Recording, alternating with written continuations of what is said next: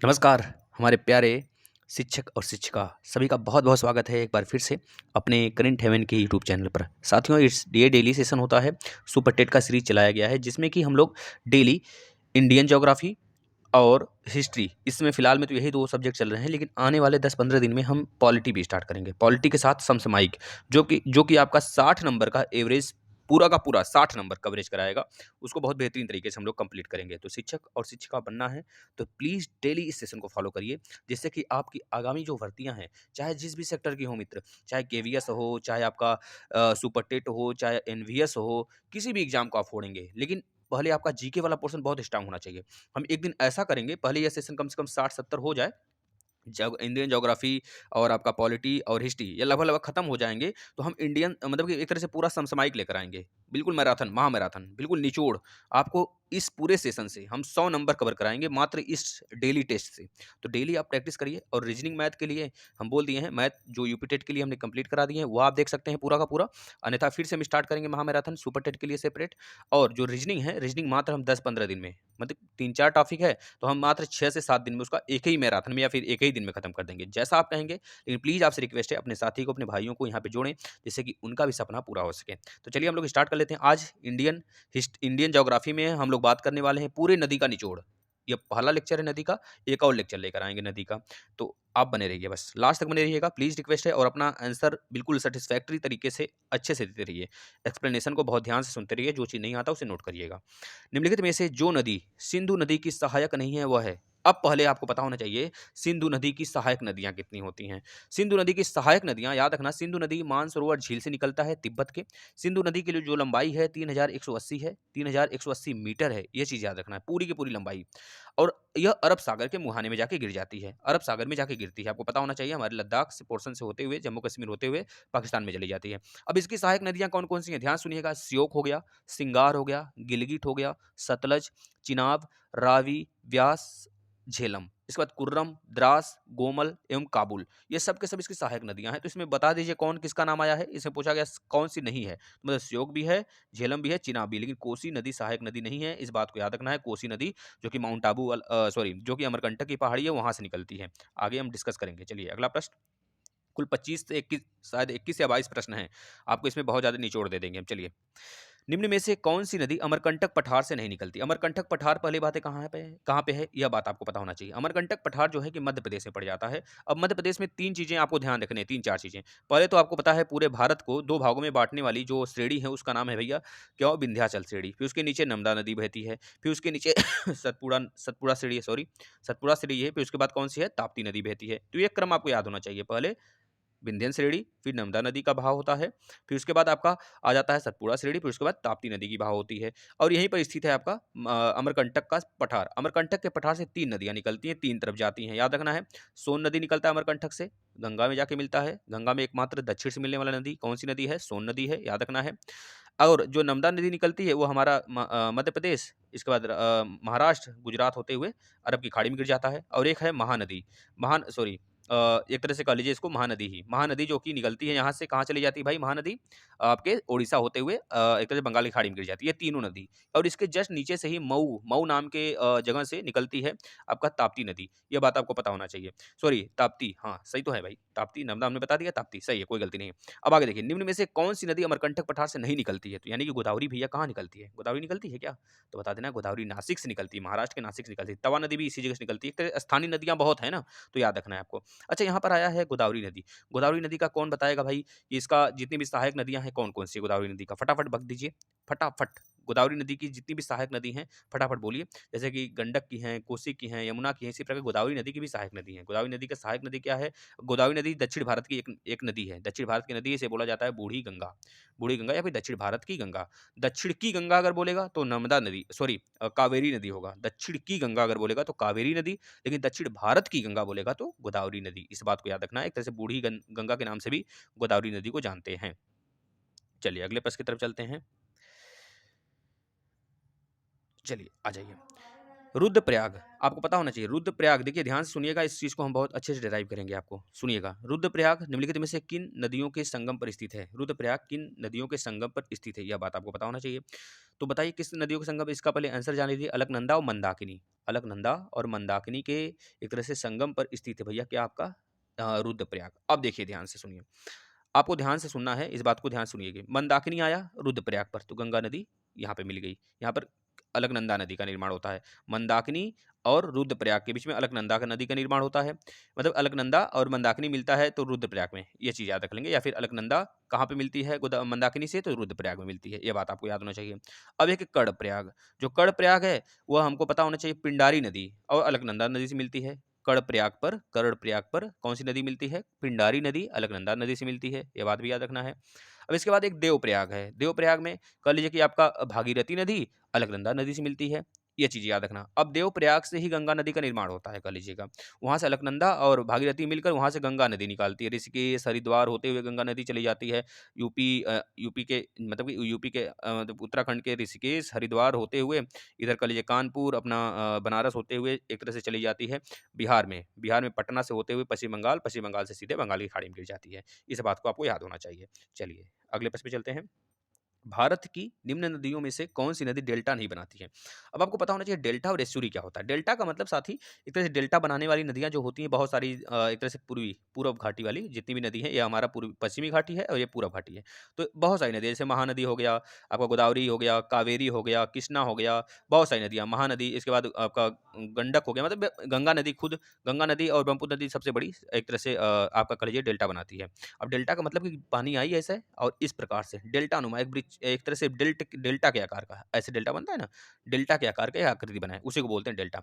तो बंगाल की खाड़ी की सारी नदियां डेल्टा बनाती हैं, लेकिन बंगाल की खाड़ी में कौन सी नदी नहीं बहती है? अगर उस इसमें ऑप्शन में है तो वही हमारा डेल्टा नहीं बनाएगी। मतलब क्या बनाएगा? एस्चुरी बनाएगा। इधर आपका अरब सागर है, अरब सागर में बहुत सारी नदियां गिरती है, जैसे बात करें माही हो गया, साबरमती हो गया, नर्मदा हो गया, ताप्ती हो गया। ये सब के सब ऐसी नदियां हैं जो कि डेल्टा नहीं बनाती हैं, ये क्या बनाती है? एस्चुरी बनाती है। तो देखिए इसमें से क्या है, गंगा बनाती है डेल्टा, गोदावरी भी डेल्टा बनाती है, महानदी भी डेल्टा बनाती है, लेकिन ताप्ती डेल्टा नहीं बनाती है। इसका राइट आंसर क्या होगा? ताप्ती। अच्छा ताप्ती की बात आया है ना, तो बताइए ताप्ती की अगर बात करें ताप्ती की लंबाई कितनी है? कौन बताएगा? फटाफट बता दीजिए ताप्ती की लंबाई कितनी है? ताप्ती नदी की लंबाई कितनी है? जिसको जो बता सकते हैं बताइए फटाफट, याद हो तो।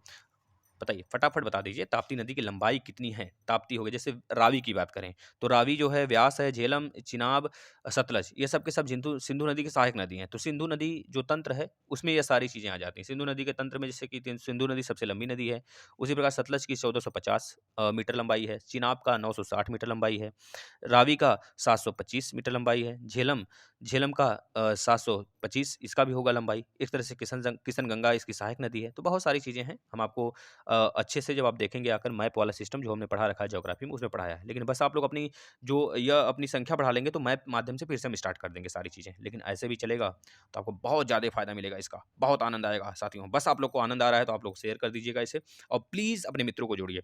नदी जो भ्रंश घाटी से होकर बहती है, देखिए बहुत इंपॉर्टेंट प्रश्न है भाई यह बहुत बार पूछा गया है, एमपीपीएससी में पूछा गया है, बीपीएससी में पूछा गया है, बीईओ में पूछा गया है, आपके कह लीजिए कि बहुत सारे शिक्षक एग्जाम में एनवीएस में पूछा गया है, मतलब बहुत जगह पूछा गया है, तो रिपीट होने के चांसेस के बनते हैं।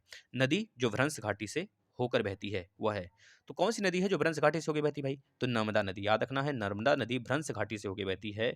ये बात याद रखना है आपको, बहुत ज़्यादा इंपॉर्टेंट साथियों। नर्मदा नदी एक तरह से खड़ी बिल्कुल खड़ी नदी है, मतलब एक तरह से झील की तरह गिरती है सीधा का सीधा अरब के सागर में। इस तरह से आपको याद रखना, नर्मदा हो गया, ताप्ती हो गया, ये सब के सब क्या बनाते हैं? खड्ड बनाते हैं, नहीं भ्रंश बनाते हैं, भ्रंश घाटी से होकर बहते हैं, है ना? याद रखना है, जैसे नर्मदा हो गया, ताप्ती हो गया, ये दोनों को तो याद ही रखना है आपको, जो कि भ्रंश घाटी से होके बहते हैं। अगर पूछा जाता है पश्चिम में बहने वाला, यानी कि पश्चिम में दक्षिण भारत का पश्चिम में बहने वाला सबसे बड़ी नदी कौन सी है? तो बताएंगे नर्मदा नदी। दक्षिण भारत का याद रखना है, अगर पूरे भारत का पश्चिम में बहने वाला सबसे बड़ी नदी तो बताएंगे सिंधु नदी भाई। चलिए आगे चलते हैं नेक्स्ट क्वेश्चन पर। निम्नलिखित में से कौन सी नदी एस्चुरी नहीं बनाती? यही तो बताया हमने, एस्चुरी नहीं बनाती, मतलब एस्चुरी कौन सी बनाती है? हमने बताया नर्मदा बनाती है। इसके बाद मांडवी गोवा में है ना, मांडवी नदी गोवा में बहती है, तो गोवा में बहती तो ये भी बनाएगी। एक तरह से सोन नदी भी बनाएगी, लेकिन महानदी नहीं बनाएगी। इस बात को याद रखना है भाई, महानदी कहाँ बहती है? बंगाल की खाड़ी में, इस वजह से महानदी इसका राइट आंसर होगा। महानदी उड़ीसा में बहती है, उड़ीसा का लाइफ लाइन भी इसे कहते हैं महानदी को। महानदी पर आपको पता है कि एक तरह से आपका कौन सा बांध है महानदी पर, एक बहुत अच्छी बहुत चलिए कोई नहीं, हम एक-एक करके सारी वीडियो लाते रहेंगे, बस आप देखते चलिए फटाफट। चलिए निम्नलिखित में से किस नदी का स्रोत मैकाल श्रेणी में नहीं है? कौन सी नदी ऐसा है जिसका स्रोत जो है मैकाल सेड़ी से नहीं होता है, यह बताना है आपको। तो जाहिर सी बात है, कौन सी नदी ऐसी होगी जो मैकाल सेड़ी से उत्पन्न नहीं होती है। मैकाल सेड़ी से देखिए नर्मदा बहती है, सोन नदी भी बहती है, महानदी। मैकाल सेड़ी का मतलब अमरकंटक जो पहाड़ी है ना, उसके यहाँ से। तो ये जो ताप्ती है वो वहाँ से नहीं बहती, ये मऊ घाटी से निकलती है, मऊ घाटी से। मध्य प्रदेश से ही निकलती है, लेकिन मऊ घाटी से होकर निकलती है। तो याद रखना है, सोन नदी जो कि एकमात्र ऐसी नदी है जो गंगा में एक तरह से दक्षिण से जाके मिलने वाली नदी है। इस बात को याद रखना है आपको। चलिए अगले प्रश्न पे चलते हैं। निम्नलिखित नदियों में से कौन एक यमुना का सहायक नदी नहीं है? अब यमुना का सहायक नदी नहीं है, यमुना के 3 मोस्ट इंपोर्टेंट सहायक नदी याद रखना है, केन, बेतवा, चंबल। चंबल, केन, बेतवा क्रम से याद रखना है। चंबल, केन, बेतवा, चंबल, केन, बेतवा, चंबल, केन, बेतवा। रामगंगा लेकिन नहीं, रामगंगा गंगा की सहायक नदी है। अगले प्रश्न पे चलते हैं। निम्नांकित में से ग्रेटर निर्मित झील है। यहाँ पे ग्रेटर नहीं होना चाहिए, क्रेटर होना चाहिए। क्या होना चाहिए? क्रेटर। इसको सुधार लीजिएगा, वरना पीडीएफ में हम सुधार कर इसको दे देंगे। सारे पीडीएफ पिछले वाले दे दिए गए हैं। जो बच्चे नहीं जुड़े हैं टेलीग्राम से, जुड़ कर ले लें भाई। ये 8वां है, 8वां टेस्ट है। इस तरह से हम बहुत, जब तक पेपर नहीं होगा तब तक टेस्ट करते रहेंगे। क्रेटर बताइए, क्रेटर से निर्मित झील कौन सा है? भैया लोनार झील है, याद रखना है। लोनार झील महाराष्ट्र में पड़ता है, क्रेटर द्वारा निर्मित झील है। जैसे याद रखना है, डल झील आपको पता है कि जम्मू कश्मीर में पड़ जाता है। यह चीजें पता, अरब सागर आपको पता है कि भैया यहाँ पे लक्षद्वीप स्थित है। ये सारी बातें आपको पता होना चाहिए। निम्नांकित में से जो नदी अमरकंटक से निकलती है वह, भाई देखिए प्रश्न बहुत बार पूछा गया है, रिपीट हो गया, यानी कि बहुत इंपॉर्टेंट प्रश्न है आपके लिए। बताइए, अमरकंटक से निकलती है वह है, अमरकंटक से कौन नदी निकलती है भाई? देखिए सोन नदी निकलती है, हमने बताया भाई। इसके बाद आपका अमरकंटक से, अच्छा नहीं निकलती है, ये क्या पूछा है? नदी अमरकंटक से निकलती है वह है, अमरकंटक से निकलने वाली मात्र एक सोन नदी यहाँ पर दिया हुआ है, और वैसे निकलता है नर्मदा नदी भी, महानदी भी, और एक तरह से सोन नदी भी। तो ये सारी नदियाँ अमरकंटक से ही निकलते हैं। तो सोन नदी इसमें दिया है, तो सोन नदी होगा। अच्छा अब कौन बताएगा? कृष्णा, कृष्णा नदी, कृष्णा नदी के बारे में कौन बताएगा? गोमती नदी के बारे में कौन बताएगा? कोसी नदी के बारे में कौन बताएगा? गंडक नदी के बारे में कौन बताएगा? फटाफट बता दीजिए। तो जैसे कि देखिए यहाँ पर पेरियार नदी दिया है, तो पेरियार नदी केरल में बहता है भाई। कहाँ बहता है? केरल में। और चंबल नदी कहाँ बहता है? फटाफट बता दीजिए। चंबल की खाड़ी भैया, आप पता है ना, चंबल की खाड़ी यूपी और मध्य प्रदेश और राजस्थान वाले इलाका में चंबल के डाकू वहाँ पे रहते थे। कृष्णा नदी कहाँ से बहती है? किस किस किस राज्य में जाती है? फटाफट बता दीजिए अगर हो तो। फटाफट आप लोग बताया करिए भाई, ये सारी चीज़ें आपको पता होना चाहिए। जैसे अगर कृष्णा की बात करें दोस्तों, तो कृष्णा नदी का अगर बात करें, ये कहाँ से निकलता है? तो बताएंगे प्रायद्वीपीय भारत की एक दूसरी सबसे बड़ी नदी है। सबसे बड़ी क्या है? गोदावरी नदी हमने बताया। प्रायद्वीपीय भारत की दूसरी सबसे बड़ी नदी कृष्णा नदी, जो कि महाबलेश्वर की चोटी से निकलती है। महाबलेश्वर की चोटी कहाँ पड़ती है? कर्नाटक में पड़ती है, इस बात को याद रखना है। कर्नाटक के निकट से निकलती है। ये 1400 किलोमीटर की लंबाई में बहती है। कितना? 1400 किलोमीटर की लंबाई में बहती है, याद रखना है। हमने जो भी मीटर में बताया हो डाटा, वो मीटर में नहीं है सारे के सारे, सब के सब किलोमीटर में है। जैसे 3100 हमने समथिंग बताया मीटर में, तो उसको सही कर लीजिएगा, करेक्ट कर लीजिएगा, वो किलोमीटर में होगा अगर गलती से बता दिया हो तो। लेकिन अब देखिए, जो हमारा कृष्णा नदी है, ये कितने किलोमीटर बहती है भाई? कितने किलोमीटर लंबाई? 1400 किलोमीटर की लंबाई है इसकी, याद रखना है। कृष्णा नदी यह 27% महाराष्ट्र में, यानी किन कौन कौन सी राज्य में बहता है, यह बहुत बार पूछा गया है। तो याद रखें, महाराष्ट्र, कर्नाटक और आंध्र प्रदेश, ये तीनों राज्यों में यह बहता है। इसकी बहुत सारी सहायक नदी है, जैसे तुंगभद्रा, भीमा और कोयना, यरला, वरड़ा, पंचगंगा, दूधगंगा, घटप्रभा, मालप्रभा, भीमा, तुंगभद्रा, मूसी, ये सब के सब यहाँ पे इसकी सहायक नदी हैं। इसी प्रकार से कावेरी नदी भी है। कावेरी नदी कर्नाटक में बहने वाली, एक तरह से कहा जाता है इसको गंगा, अ, दक्षिण की गंगा की बात करेंगे तो कावेरी नदी कहा जाता है। यह कर्नाटक के कुर्ग जिले से निकलती है। कर्नाटक के कुर्ग जिले से निकलती है और ब्रह्मगिरी के निकट से निकलकर 805 किलोमीटर लंबी, एक तरह से अपना विशाल काया बनाते हुए बंगाल की खाड़ी में गिर जाती है। ये किस किस राज्य में बहती है? तो बताएंगे केरल, कर्नाटक और तमिलनाडु। केरल, कर्नाटक, तमिलनाडु, यानी केरल, कर्नाटक, तमिलनाडु में हमारा आपको पता होना चाहिए, जो कि आपका ऊँची-ऊँची श्रृंखलाएँ, पहाड़ियाँ उसको काटते हुए या कहाँ पे गिर जाती है? आके आपके बंगाल की खाड़ी में गिरती है। अब इसकी भी बहुत सारी सहायक नदी हैं, तो याद रखना है 3-4 जो बहुत ज़्यादा पूछा जाता है। हेमावती हो गया, लोका, पावनी हो गया, सिमसा हो गया, अक्रावती हो गया। ये तीनों याद रखना है। एक और याद रखना है, हेरंगी है। इसके बाद बहुत सारे हैं, जैसे स्वर्णवती है, भवानी, स्वर्णवती है, स्वर्ण रेखा मत समझ जाइएगा। स्वर्ण रेखा तो हमारा एक तरह से कलिजुग हुआ बहता है, उड़ीसा के साइड में बहता है। इसी प्रकार से कृष्णा की सबसे बड़ी जो सहायक नदी भीमा है, याद रखना है। भीमा हो गया, तुंगभद्रा हो गया, ये सब कृष्णा की सहायक नदियाँ हैं।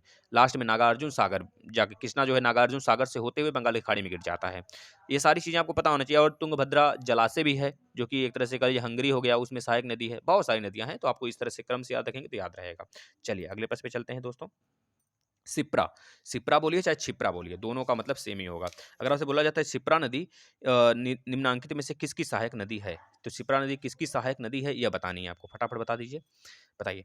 सिप्रा नदी किसकी सहायक नदी है, आपसे यह पूछा गया है। भैया क्षिप्रा नदी मतलब कि चंबल नदी की सहायक नदी है मित्रों। चंबल नदी किसकी सहायक नदी है? आप बता देंगे यमुना नदी की सहायक नदी है। इस प्रकार से बताएंगे भाई ना, क्षिप्रा नदी किसकी सहायक नदी है? चंबल नदी की सहायक नदी है। अच्छा ये बताइए नुब्रा घाटी कहाँ बहती है? नुब्रा घाटी जम्मू कश्मीर बहती है, याद रखना है। सियाचिन हिमनद से निकलने वाली नदी होती है जो कि नुब्रा द्वारा निर्मित होता है। अच्छा सुरू घाटी, बहुत सारे घाटियां हैं, हम आपको लास्ट में इसको काउंट करवा देंगे जो कि बहुत बार पूछा जाता है। चलिए अगले चलते हैं, लास्ट तक बने रहिए। हिमालय की अपवाह तंत्र में जो नदी तंत्र सम्मिलित नहीं है वो है भाई, हिमालय के अपवाह तंत्र में 3 ही नदियां बहुत बड़ी रूप से सम्मिलित हैं। जैसे 3100 समथिंग किलोमीटर में आपका सिंधु नदी हो गया, गंगा नदी हो गया 2525 किलोमीटर, और इसके बाद ब्रह्मपुत्र नदी हो गया 2800 समथिंग किलोमीटर, 2800 इसका पूरा किलोमीटर है। लेकिन अगर बात करेंगे कि ब्रह्मपुत्र की जो वैसी लंबाई जो केवल भारत में बहती है तो 910 किलोमीटर, ये भारत में बहता है केवल केवल। इस वजह से गंगा नदी की लंबाई भारत में सबसे अधिक हो जाती है।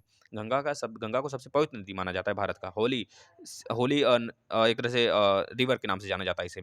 तो अब ब्रह्मपुत्र की बात होती है, ब्रह्मपुत्र को तिब्बत में स्वांगपो के नाम से जानते हैं, सांगपो के नाम से जानते हैं। अब इसकी एंट्री जब भारत में होती है तो भारत के सबसे पहले अरुणाचल प्रदेश में होती है। जैसे अरुणाचल प्रदेश में होती है नॉर्थ ईस्ट वाले राज्य में, तो उसका नाम हो जाता है दिहांग। क्यों दिहांग या फिर दिवांग? क्योंकि वहां पे दिहांग और दिवांग नाम का एक तरह से जिला है, इस वजह से उसको दिहांग या दिवांग नाम से जानते हैं। फिर उसके बाद जैसी एंट्री उसकी होती है कहाँ पर भैया? असम में, तो असम में उसको जाना जाता है ब्रह्मपुत्र के नाम से। असम में ही एक तरह से बहुत बड़ा एक द्वीप बनाता है, नदी द्वीप, माजुली द्वीप के नाम से जाना जाता है, जो कि पूरे विश्व का सबसे बड़ा नदी द्वीप है। माजुली द्वीप जो कहाँ पर है? असम में है, भारत में है। इस बात करेंगे, जो कि ब्रह्मपुत्र द्वारा बनाया जाता है। फिर ब्रह्मपुत्र पश्चिम बंगाल में गिर जाता है। जैसे पश्चिम बंगाल में गिरता है उसका नाम पड़ जाता है जमुना, यमुना नहीं जमुना, याद रखना है जमुना।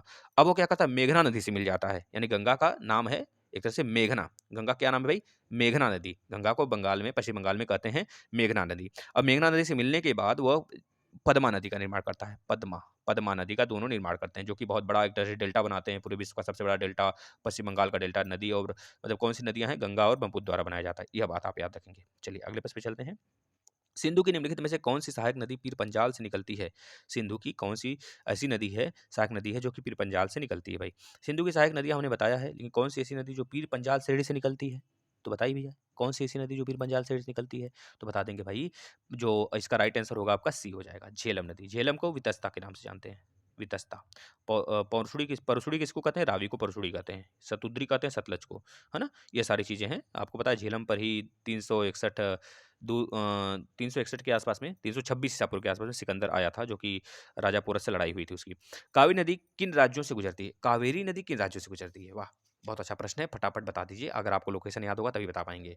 कर्नाटक, तमिलनाडु, केरल। कर्नाटक, तो हमने बताया भाई ना, कर्नाटक, तमिलनाडु और केरल, ये राइट आंसर है। कर्नाटक, तमिलनाडु और केरल से निकलती है हमारी कौन सी? कावेरी नदी। कावेरी नदी के बारे में हमने बताया, अभी जिक्र किया है। जैसे कि बात करें कावेरी नदी में, कावेरी नदी की जो कर्नाटक है, कर्नाटक के कहाँ से निकलती है? कुर्ग जिले से निकलती है। कर्नाटक के कुर्ग जिले से ब्रह्मगिरी के निकट से, ब्रह्मगिरी चोटी है कर्नाटक में, सबसे बड़ी चोटी कर्नाटक की ब्रह्मगिरी है, ठीक है, वहां से निकलती है। या 805 किलोमीटर इसकी लंबाई होती है। ये केरल, कर्नाटक, तमिलनाडु में बहती हुई एक तरह से बंगाली खाड़ी में आके गिर जाती है। स्वर्णवती, भवानी, कबबिनी, अमरावती, लक्ष्मण तीर्थ, यह सब के सब इसके क्या हैं? सहायक नदियां हैं, जो आपसे पूछा जाता है, आप बताएंगे, ठीक है ना? बहुत बार पूछा जाता है। इसे दक्षिण की गंगा भी कहते हैं। दक्षिण भारत की गंगा का पूछेगा तो गोदावरी, लेकिन दक्षिण की गंगा तो कावेरी। पता नहीं क्या इसमें अंतर है, लेकिन है, ये आयोग पूछ लेता है, तो थोड़ा सा अंतर आप याद रखें। जैसे वैगई, वैगई कहाँ की नदी है? तो बता देंगे स्थानीय नदी है तमिलनाडु का। जैसे पलार, पलार कहाँ का है स्थानीय नदी? बताएंगे कर्नाटक का स्थानीय नदी है। ताम्रपड़ी, ताम्रपड़ी तमिलनाडु का स्थानीय नदी है। तो इस तरह से कुछ चीजें हैं जो कि बहुत बार पूछ ली जाती हैं एग्जाम में, तो आपको पता। जैसे पेन्नार, पेन्नार कहाँ की सहायक नदी भाई? पेन्नार पेन्नार की 2 शाखाएं होती हैं, एक उत्तरी, एक तरह से पूर्वी। यह कह लीजिए कर्नाटक की एक तरह से स्थानीय नदी है पेन्नार, है ना? ये सारी चीजें याद होनी चाहिए आपको, जो कि एग्जाम में बहुत बार रिपीट होते हैं। चलिए नेक्स्ट। निम्नलिखित में से कौन सी नदी अरावली पर्वत से निकलती है? भाई अरावली पर्वत से निकलती है, लेकिन अब आपको यह भी बताना होगा अरावली पर्वत के कहाँ से निकलती है, किस श्रेणी से निकलती है? अरावली पर्वत की गुरु शिखर श्रेणी से निकलती है। याद रखना, गुरु शिखर श्रेणी राजस्थान में पड़ता है। अरावली श्रेणी सबसे पुरानी श्रेणी है, जो कि राजस्थान में पड़ता है। अरावली श्रेणी के माउंट आबू वाले क्षेत्र से, वहीं पर स्थित है एक तरह से गुरु शिखर की चोटी। अब गुरु शिखर की चोटी से निकलती है कौन सी नदी भाई? लूनी नदी। याद रखेंगे, लूनी नदी। लूनी नदी एकमात्र ऐसी नदी जो भारत में ही इसका निकासी होता है और भारत में ही इसका खत्म भी हो जाता है, भारत में एक तरह से विलीन हो जाता है। तो निकलती तो है राजस्थान से, राजस्थान के माउंट आबू वाले क्षेत्र से, गुरु शिखर पहाड़ी से निकलती है, लेकिन कहाँ पे आती है? कच्छ के रण में, जो कि पूरे भारत का सबसे बड़ा जिला है कच्छ। अब दूसरा सबसे बड़ा जिला लेह, जो कि किसका कैपिटल है भाई? लद्दाख का कैपिटल है, आपको पता होना चाहिए। कच्छ, कच्छ में आकर विलीन हो जाती है, इसे दलदल बनाती है ना? चलिए नेक्स्ट। हिमालय की निम्नलिखित में से किस नदी के द्वारा जलोढ़ शंकु का निर्माण नहीं होता है? किसके द्वारा जलोढ़ शंकु का निर्माण नहीं होता? आपको यह बताना है। बहुत इंपॉर्टेंट है प्रश्न, बहुत बार पूछा गया है। बता दें, घाघरा नदी। घाघरा नदी से जलोढ़ शंकु का निर्माण नहीं होता है दोस्तों, इस बात को याद रखें। कोसी से होता है, तिस्ता से होता है, महानदी से होता है। अच्छा, तिस्ता कहाँ से निकलता है बता सकते हैं? तिस्ता आपका सिक्किम वाले पोर्शन से निकल के आता है, याद रखना है। नेक्स्ट, निम्नलिखित में से देखिए, महानदी महानंदा में अंतर है भाई। महानदी कहाँ से बहती है? महानंदा। महानंदा जो है सिक्किम वाले पोर्शन से निकलती है, इस बात को याद रखना है। ये नेपाल वाले क्षेत्र से होती हुई सिक्किम से होती हुई आती है, गंगा में मिलती है महानंदा नदी। लेकिन महानदी की बात करेंगे, महानदी उड़ीसा की लाइफ लाइन कहा जाता है, इस बात को याद रखना। महानंदा और महानदी में अंतर है, जिस प्रकार से जमुना और यमुना में अंतर है। जमुना ब्रह्मपुत्र का दूसरा नाम है पश्चिम बंगाल में, और यमुना जो है सहायक नदी है, दक्षिण भारत से मिलने वाली सबसे बड़ी सहायक नदी किसकी? गंगा की, यमुना है। नेक्स्ट, निम्नलिखित में से कौन सी नदी भ्रंश घाटी से होकर प्रवाहित होती है? कौन सी नदी भ्रंश घाटी से होकर प्रवाहित होती है? मोस्ट इंपॉर्टेंट प्रश्न साथी, यहाँ से भी प्रश्न बनते हैं। भ्रंश घाटी से आपको पता है ताप्ती एवं नर्मदा बहती है, याद रखना है, यह बहुत बार पूछा गया है। ताप्ती और नर्मदा नदी किस किस राज्यों से होकर जाते हैं? तो मध्य प्रदेश से निकलेंगे, महाराष्ट्र और गुजरात होते हुए आपके एक तरह से कह लीजिए कि अरब के सागर में गिर जाते हैं, एस्चुरी बनाते हैं, ये बात भी याद रखना है। निम्नलिखित में से किस नदी की घाटी विवर्तकी है? तो ये भी बहुत इंपॉर्टेंट प्रश्न है। विवर्तकी मतलब चौड़ी है, तो बताएंगे ताप्ती नदी की। ताप्ती नदी इसका इंपॉर्टेंट, अगर यहाँ पे नर्मदा दिया होता तो नर्मदा भी राइट आंसर होता, लेकिन ताप्ती है तो ताप्ती, इन सब का नहीं होता है, ठीक है ना। चलिए नेक्स्ट, अमरकंटक पठार से कौन सी नदी नहीं निकलती? भाई निकलने वाली तो पता है हमें, भाई सोन निकलती है, नर्मदा निकलती है, और महानदी भी निकलती है, लेकिन गोदावरी नहीं निकलती है। गोदावरी कहाँ से निकलती है? नासिक से निकलती है, महाबलेश्वर की पहाड़ियों से निकलती है। नासिक के महाबलेश्वर पहाड़ी से निकलती है, यानी कि महाराष्ट्र में, वहाँ से निकलती है। महाराष्ट्र से निकलेगी, मध्य प्रदेश, मध्य प्रदेश से होते हुए महाराष्ट्र, मध्य प्रदेश, इसके बाद कह लीजिए कि यहाँ पर महाराष्ट्र, मध्य प्रदेश और आपके आंध्र प्रदेश और तेलंगाना होते हुए पश्चिम बंगाल में गिर जाती है, इस पर याद रखना है भाई। नेक्स्ट, अरावली पर्वत महान जल विभाजक है, बताइए अरावली पर्वतमाला की महान जल विभाजक किसे बोलते हैं? भाई महान जल विभाजक कौन होगा अरावली पर्वतमाला के? आप खुद बताओ। अरावली जो पर्वतमाला है, अरावली श्रेणी कहाँ पे पड़ता है? अरावली श्रेणी पड़ता है भैया राजस्थान में पड़ता है, तो उसका महान जल विभाजक कौन सा होगा, मतलब उसको काटने वाली? तो आप क्या बताएंगे? सिंधु और गंगा नदी ही तो होगा, सिंधु और गंगा नदी ही तो काटते हैं भाई, तो राइट आंसर इसका यह होगा। ब्रह्मपुत्र उधर चला जाता है, तो याद रखेंगे। नेक्स्ट, लास्ट प्रश्न आज का, निम्नलिखित में से कौन सी नदी तीन बार दो धाराओं में विभक्त होती है? ध्यान से सुनिएगा, बहुत अच्छा प्रश्न है। विभक्त धाराओं में, यह आज का क्वेश्चन ऑफ द डे है, मोस्ट इंपॉर्टेंट है। धाराओं में विभक्त हो जाती है और कुछ मील आगे जाकर पुनः मिल जाती है, और इस प्रकार श्रीरंगपट्टनम, शिव समुद्रम, श्रीरंगम। अब इससे यह अंदाजा लगा लेना चाहिए आपको, यह तीनों नाम जो है तमिलनाडु के हैं, द्वीपों का निर्माण करती है, मतलब ये 3 द्वीप है तमिलनाडु के जो कि निर्माण करती है। तो उसका कौन सा भैया, आप तमिलनाडु में कौन सी नदी बहती है आपको पता होना चाहिए। कावेरी एक जा सकती है, कृष्णा जा सकती है, गोदावरी तो नहीं जाएगी, गोदावरी काट दीजिए, तुंगभद्रा भी काट दीजिए। अब बताइए 21 का जो राइट आंसर होगा क्या होगा? मोस्ट इंपॉर्टेंट है, बस इसी में से है भाई, बता सकते हैं, बता दीजिए। कावेरी नदी होगा मित्रों, हमने बताया ना, इसे दक्षिण की गंगा कहते हैं कावेरी नदी को। कावेरी नदी किस किस राज्य में बहती है भाई? कावेरी नदी एक तरह से कर्नाटक से निकलती है, कर्नाटक से निकलने के बाद कह लीजिए कि आपका गया कहाँ पे? केरल गया, केरल से तमिलनाडु होते हुए दक्षिण भारत, मतलब एक तरह से बंगाली खाड़ी में गिरता है ना। याद रखेंगे, यह था सारा का सारा प्रश्न है आपका, और ये आपके चैनल का नाम रहा।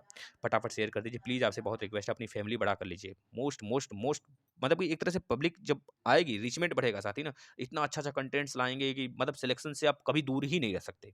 और ये सेशन डेली रेगुलर बेसिस पे फॉलो करिए, और बहुत ही अच्छे लेवल पे आप हो जाएंगे। देखिएगा, अगर 1.5-2 महीने 3 महीने लगातार इस सेशन को फॉलो कर लिए ना, तो आपकी लेवल बहुत ऊपर हो जाएगी।